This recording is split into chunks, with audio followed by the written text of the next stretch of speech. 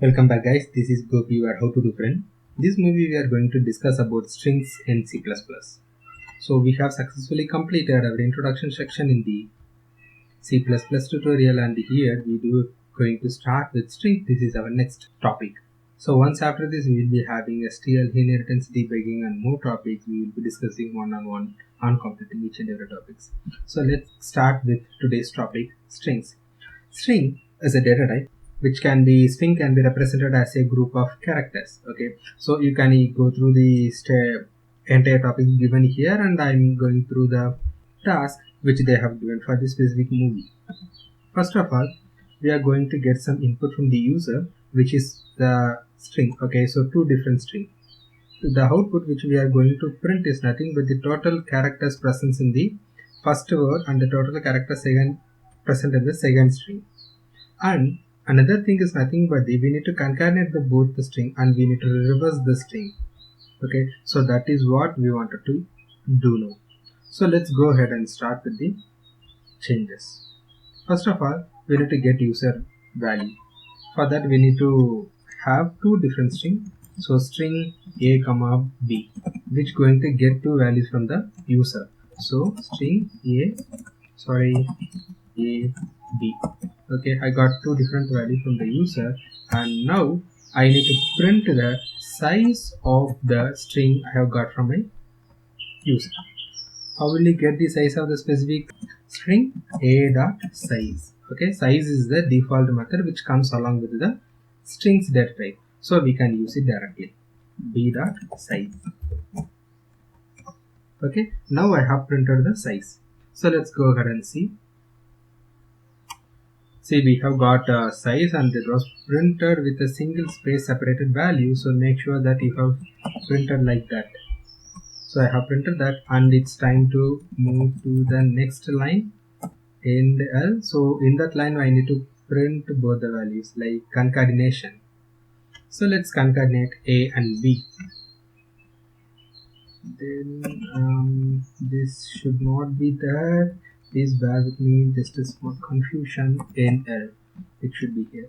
So another output which is going to concatenate the A plus B without any space. So to make it print another line, I'm going to add end L, and we need to print E B C D A F. This is nothing but A of, then here A of 0 equal to E, I think, if not wrong. Yeah, and B of 0 equal to, let me explain what does it mean. B of 0 equal to F. Now we need to print A space B.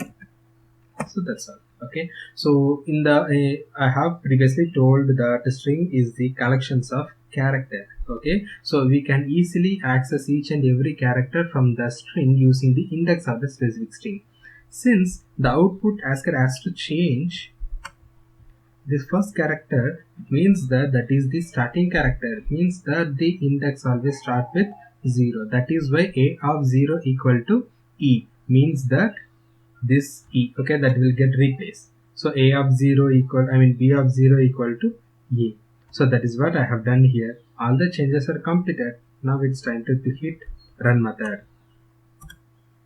So let's wait for a while to get it compiled, and if it have any problem, got some compilation error. Let's see what does that mean. My god, very big compilation problem. C in, please don't do this kind of things. We need to add space here.